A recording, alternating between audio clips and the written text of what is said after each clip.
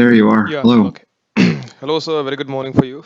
I think it's 8:30 a.m., Yeah. right? Yeah, Mountain Standard Time. Yes, and good evening. Yeah. Good evening to you. Okay. Well, thank you so much, sir, Professor Greg Newby, for joining our podcast. And usually, I came to you from Project Gutenberg. And well, could you give us a brief introduction of yourself, like your early days, your life, and your educational background, your graduation, and then how you are currently where you are, like that. Well, sure. Yeah, that might not be so brief, but I'll Yeah, try yeah, to make it brief. yeah. As you said, my name's Greg Newby. I'm involved with Project Gutenberg. I've been the director of the Project Gutenberg Foundation for a little over 20 years now, and involved in Project Gutenberg for about 30 years. And spent most of my career as a faculty member at different universities. Yeah. I have a PhD in information transfer from Syracuse University, and then went on to other places. And I first learned about Project Gutenberg when I was actually an undergraduate back at the University of Albany in New York. And I heard about it by getting an electronic book. My friend emailed me an ebook in my inbox. This was about 1987. Oh my God. And it was an ebook of, a long time ago. It was an ebook of Alice's Adventures in Wonderland. And it wasn't branded. It didn't have Project Gutenberg. This was before the web. So there wasn't a website or a link or anything like that. Yeah. But I immediately realized what a tremendous thing this was, that I could get an electronic book and have it, forward it to my friends. I could read it. I could print it if I wanted to.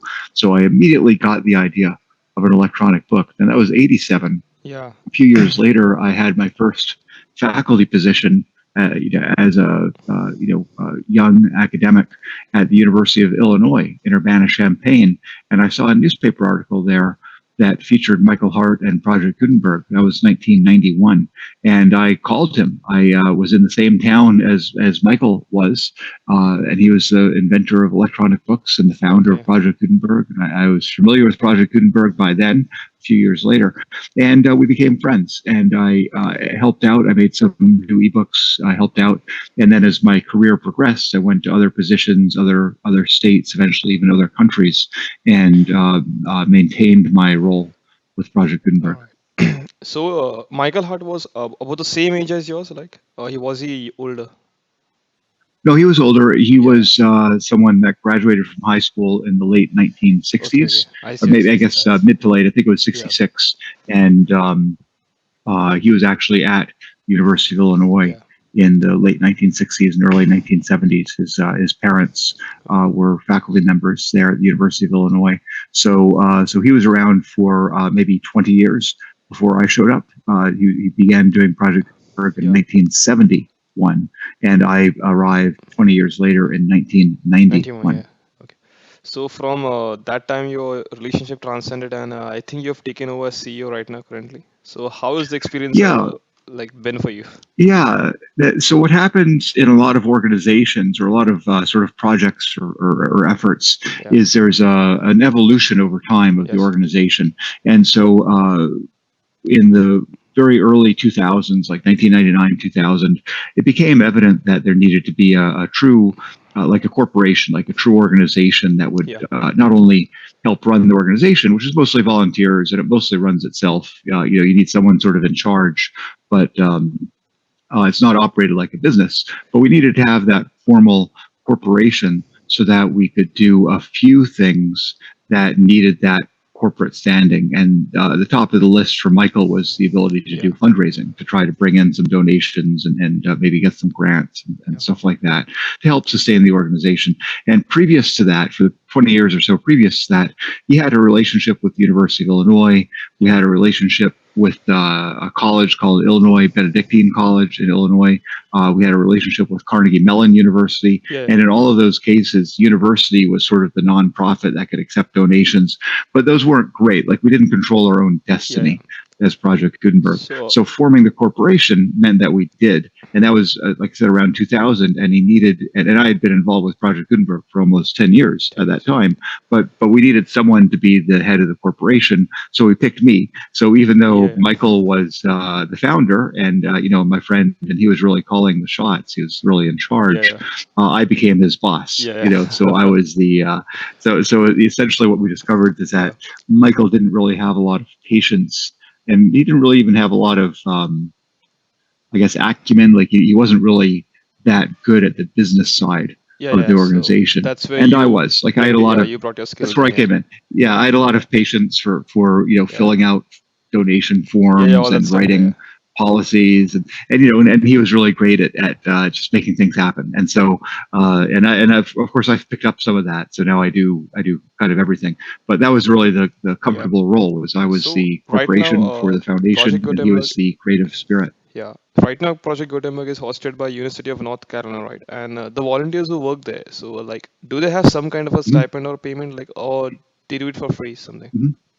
They do it for free. I was Yeah. a faculty member there after Illinois, so I was there So from it's kind of like volunteering, free 1997 to volunteering, 2003. community Yeah, they level. have a well. They get paid. Yeah, So the organization at Chapel Hill yeah, is called iBiblio, yeah, iBiblio.org, and this is a free library. It's a content site that has a lot of different things, a yeah, lot of yeah, cool things. So over 100 projects. And when I was there as a faculty member, I was familiar with it. Like they were in the same building as I was, yeah, and we needed to move our hosting. We had been using the University of Illinois, in particular, a service there that I started called PrairieNet.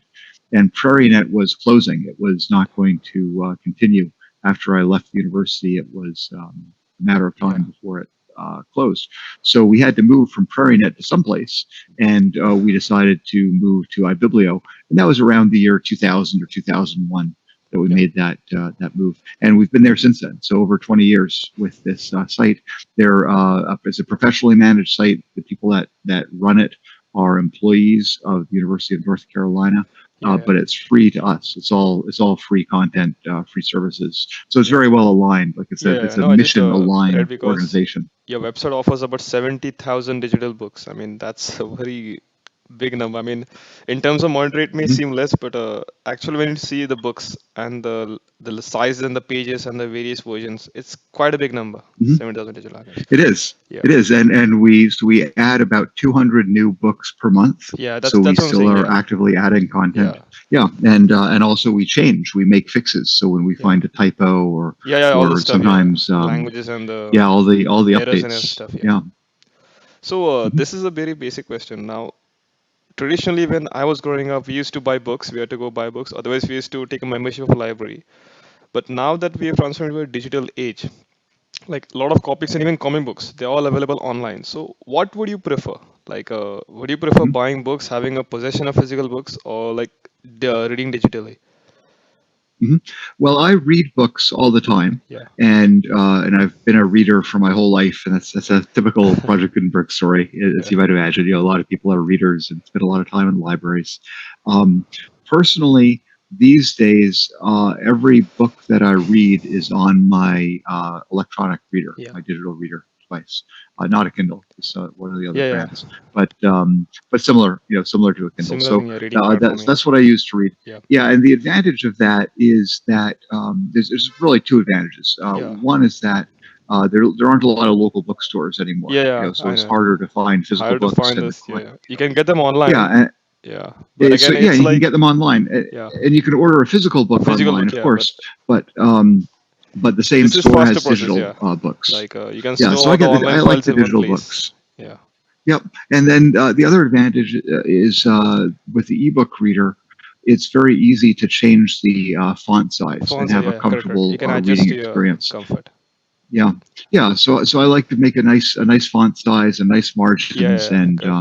and I find that makes me read better. Like I Yeah, can read more easily with a printed book. Sometimes the font is very small, yeah, and especially for like a long yeah, book, they make the font smaller, and I find those somewhat difficult to read. This yeah. much smaller font. No, because sometimes, I mean, having physical books, it kind of gives you a separate kind of ownership, like dominance. Like I have these copies as my collection, you can say. Mhm. Well, that's the So thing. I mean, with the electronic books, yeah, and this is one thing I don't like about Amazon and Kindle. With the electronic books, the company that controls your device yeah, controls your library. yeah. And if That's the the problem. company decides that there's something that they don't want on your Kindle anymore, Yeah, that that's you right. sort of you think you bought, right, but you didn't actually buy it, you Yeah, rented it or you got it under their it's license just their service. temporarily. Yeah, yeah, Yeah, and they can make that go away, and that actually happens. Like we hear all the time from people that have our books on their Kindle, yeah, and Amazon decides to make some change, and suddenly the books are no longer yeah. No there. longer will Now be with there. Project Gutenberg, that's pretty easy. You know, Yeah, you can yeah. just follow the link, get a new one. But what if you bought that book, or what if it was a gift? Gift. Yeah, So yeah. the Correct, correct. ebook universe. The ebook universe is very constrained, and I don't like that at all. You know, people should have full Yeah, control they over should their have full libraries. control and autonomy and the choice. Like Mhm. that's what I loved about Yeah, Project and if Gutenberg. Like you have offered yeah, every single book. I mean, even if mhm, sometimes they are not like they're sensitive or they are not disliked, they're disliked by a lot of public. But still, if you want something, you can buy them. You can read it or download it, and there's absolutely no that's fees, right. right? Yeah, it's completely free That's and right. no And advertisement linking. you Yeah, can that's right. And you can gift it. You know, you can yeah. give it to somebody. You can delete it if you'd like, and then get it back again Yeah, that's later. what I'm You saying. can, Yeah, as I said, you can print it. print You it. Yeah, can if you want to have that physical do an copy. Yeah, extract. yeah, You know, like it's very easy to copy a paragraph or yeah. copy an Correct, image, correct. and you can't do any of that with a ebook Yeah, on a Kindle. You know, it's not. It's just not allowed. You know, yeah, and they control the whole ecosystem on the yeah, Kindle. So I'm not a big fan of Amazon. yeah, The other companies that do ebook readers are less restrictive, but they still tend to have the same problems. yeah. So any of these ebook readers, Ebook readers. um, yeah, and then even with when you look at the book itself, most of the time when you get a commercial electronic book, you know, so you buy it from Amazon or one of the other, retailers, um, when you read at the front of the book, it says right in it that you don't own this book. You Yeah, didn't buy this book. What you bought is a license to read the licensed. Yeah, book copy. only for you.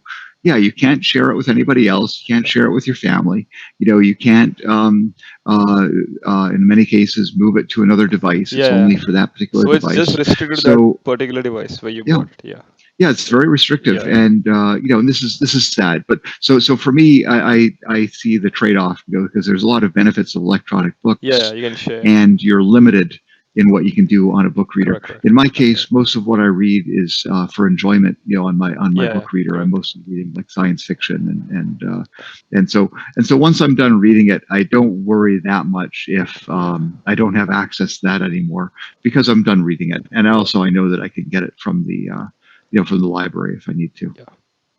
So you work as a government in a government position at Yukon Territory in Canada, and you're also the CEO like of the Mhm. project Gutenberg. So is it a Yeah. challenge for you to manage both tasks? Like, how is it Well, it's exactly? busy. You know, Yeah, it's busy, but this is very typical. You know, I have my day job. You know, I have what I do with the government, yeah, working in the information technology shop, doing web pages and other online services, yeah, and that that lets me pay the bills. You know, it yeah, lets me buy yeah. the house and all that, and that's a position I've had for about 3.5 years, Okay. and meanwhile, Project Gutenberg, I've been involved with for over 30 years. And so Yeah. that's a real passion. Yeah. And Okay. so, you know, as a government employee, I'm not probably going to change the world. I'm not Yeah. Yeah. Right. probably Right. going to, enlighten a lot of people. Right. Maybe some, maybe a little bit, right? Yeah. But with Project Gutenberg, it's a much bigger Yeah. opportunity Yes. to have an impact, a positive impact. So to me, that's motivating. You know, that keeps me going. You know, having a positive impact and getting all that literature into people's Literature. hands.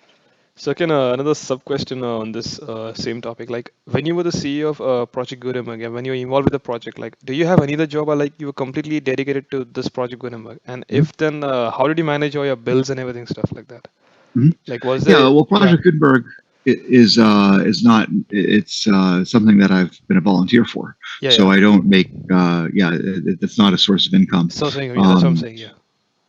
yeah, so I've always had another position. So I was at. I mentioned before I was at University of Albany Yeah. as a student. I went to Syracuse University as a student. Yeah. I was teaching and doing things there. Okay. Okay. Then I was a faculty member at Illinois, a faculty member at Chapel Hill. Yeah.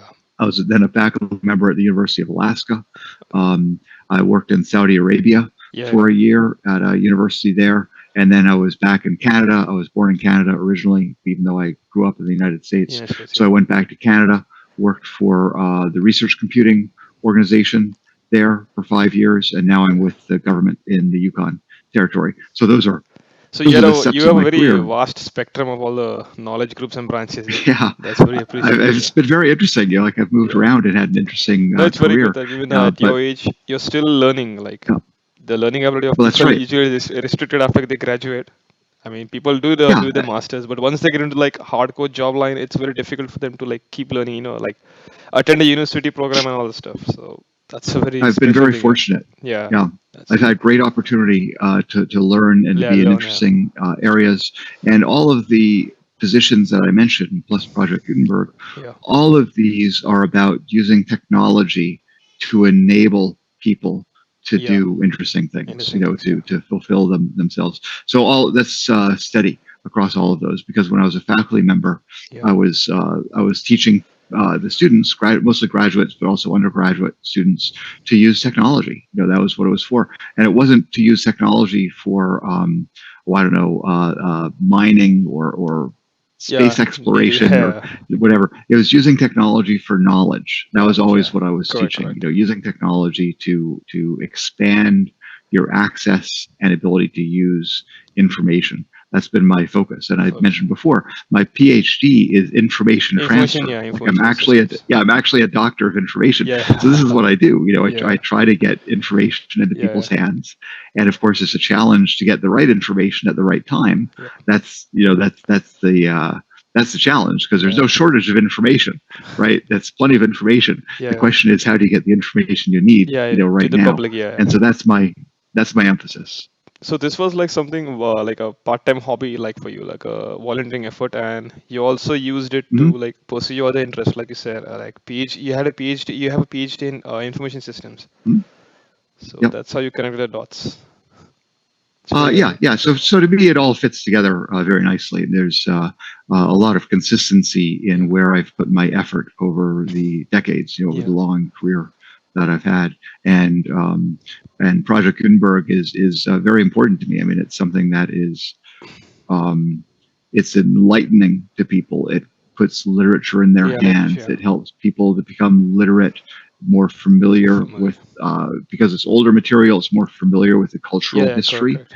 of a society, but it also enables people. So it's easier, as I said before, it's easier with a Project Gutenberg book to make a copy of the image, or take a quote, or look for a particular passage. Maybe Passage. Yeah, yeah. Understand. you read a book a while ago, and you say, okay, what did they say? I can't remember. And so it's very easy to look Yeah, in an it's right there. electronic Yeah, you can have a artifact. PDF and all the functions are there for you. Yeah, Yeah, so yeah, it's all good. Like there's yeah, multiple things that you can do, and we don't restrict. You know, like compared to like a print book in the library. Well, you can't go tearing out the pages to yeah. make Yeah, correct, a correct. school project.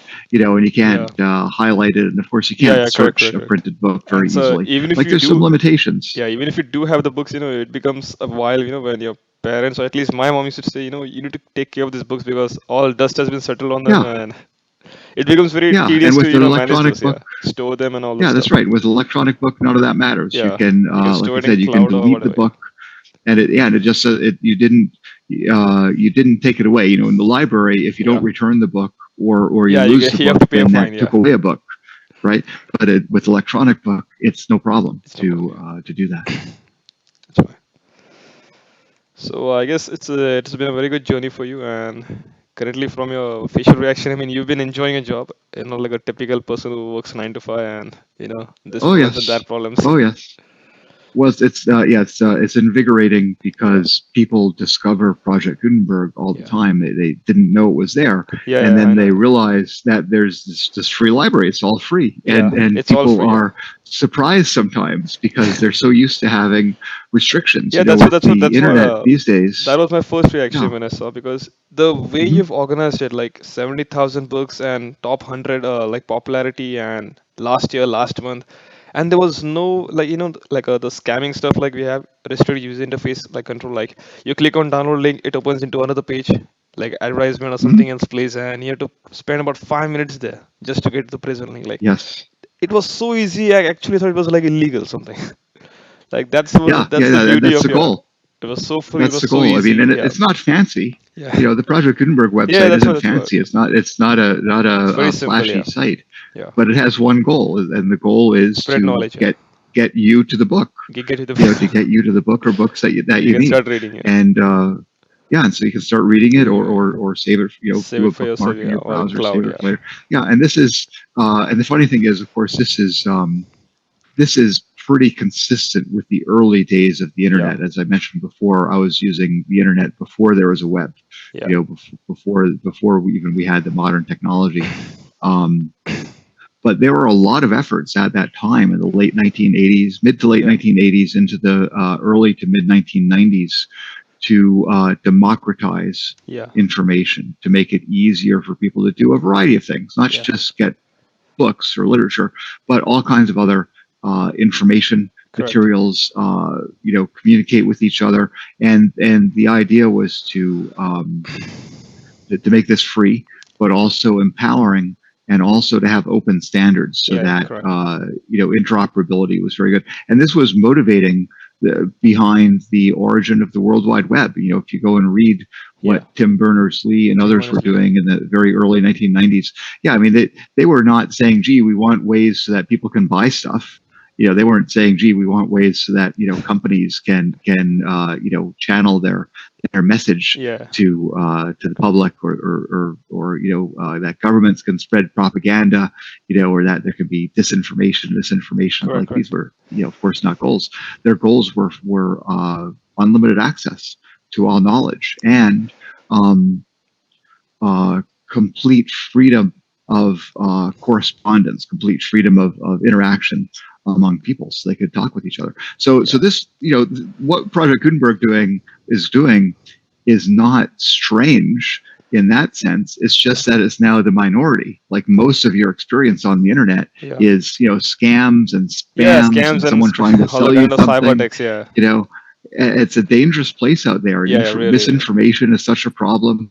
And it's it's tough. It's a unfriendly. Unfortunately, it's yeah, an yeah. unfriendly information landscape, Landscape. especially if you're new. Like, if you're coming up as someone that's going through elementary school and getting into Hmm. junior high school Yeah. and starting to use the internet for Internet. Yeah. various On things. the. It's a lot easier to find bad stuff than it is to Yeah, find good yeah. stuff. That's the Because problem, there's so right? much of it. The bad stuff Yeah, attracts a and lot of that's crowd. Yeah, the good stuff, yeah, like and that's yeah, around the world. It's not like a yeah, U.S. problem, or it's not yeah, a everywhere, everywhere, it's not everywhere, an English everywhere. language problem. It's around the world. So yeah, so Project Gutenberg is holding to that Yeah, original idea of we want to be free, unencumbered, yeah, unlimited access to information. yeah. Information. And there are some other projects. If you go to the Internet Archive, for example, Yeah, they're a partner. We've worked closely with them for yeah, a long time. So the Internet Archive has the exact same motivations, and there are I other see. projects. A lot of them are university based, Yeah, yeah, that to like provide non-profit free organizations. information. Yeah, Yeah, yeah, and there are organizations like, for example, the Daily Snopes. The Daily Snopes fights misinformation. They yeah. try to they try to make it easier for people All right. to fact check, when All they right. see something that sounds wacky. It's like, well, can we get help? Of course, in the olden days, maybe you would ask your librarian for help, but Yeah, people don't think that now. They think, I want to, I want to poke at my phone a little bit and try to figure out what the right information yeah, is. So, and that's, in a way, that's good. We call that disintermediation. In other words, you don't have to go to a librarian yeah, to get information, and that's great, right? But it also means that if the first easiest information you find isn't correct, or the correct information is not as flashy, or it doesn't come up in the search engines, then you might, as an individual, you might not realize that there's better sources I out see. there. So I think Project Gutenberg is there, and when people discover it, Yeah, yeah. they get it. Like, Yeah, they people get it and understand then they Project like Gutenberg. begin to Yeah, like it because I was actually surprised that yeah, it took me a while that project something like this even existed. I mean, I hmm was searching across well, that's the various thing. Yeah, yeah, I was searching on various yeah, platforms, and then it showed a hit that you can access Project Gutenberg for free books, and then it hmm really blew my mind. Like everything was perfect out there. So that's Yeah, like a yeah. If great you thanks look, to you, sir, like for creating well, such yeah, of stuff. Yeah, course, yeah. yeah, The good news is if you look, if you use Google or your favorite search engine to yeah, look for free online literature or yeah. free electronic It's like a books, top hit. Yeah, Project Gutenberg is towards the top of yeah, the list, top. right? Yeah, So that's great. yeah, But if you just go to Google or your search engine and say I want to find books, yeah, then you're going to see Amazon yeah. and That's the places like problem that out at the there. top of the That's the list. problem out Yeah, there. and so you don't realize until you ask the right question. You don't Yeah, realize that there's asking the free right content. question. Yeah, that's what it is. Yeah, Okay. Well, so I think this has been really well. Thank you so much. Thank you so much, Professor yeah. Gregory, for joining. Yeah. Well, that's a It's lot my of people pleasure. should The learn a lot of things website from you. Yeah, and your project it's Gutenberg. out there. Yeah, the website is Gutenberg.org, which Yeah. is Gutenberg.org, and this is named after Johannes Gutenberg, who is credited with inventing the movable type printing press Printing press. Yeah. in the Western world. It was actually invented previous to that in what's now Korea or Korea. China. But the movable type printing press, Johannes Gutenberg, here in the U.S. There's a magazine called Time, and Yeah. every year Time comes out with the person of the year. In the year 2000, Johannes Gutenberg was named the person of the millennium of the Millennium. Yeah, I previous see. 1,000 years because of the importance of the movable type Yeah, printing printing press. machine. So Yeah. this is what Project Gutenberg Yeah. is So named that's the for, whole and the idea motivation of the is, person. Yeah. yeah. And so it's Yeah. very lofty. It's a very strong goal. It Yeah. says That's that what. we want to be Yeah. as important as the movable type printing press. We Machine. want Yeah. Correct. electronic Correct. books to be transformative to society. Yeah. And I think that's an aspirational goal. We might Yeah. not achieve that, but I think it gives us motivation to continue to Yeah. make Yeah. free ebooks and make them available to the world. Okay. Well, thank you so much, sir, for joining. I wish you all the luck. It's been a pleasure. Yeah. Thank you so much for It's been a joining. Yeah. pleasure. Thank you Thanks so for a much, good sir. conversation.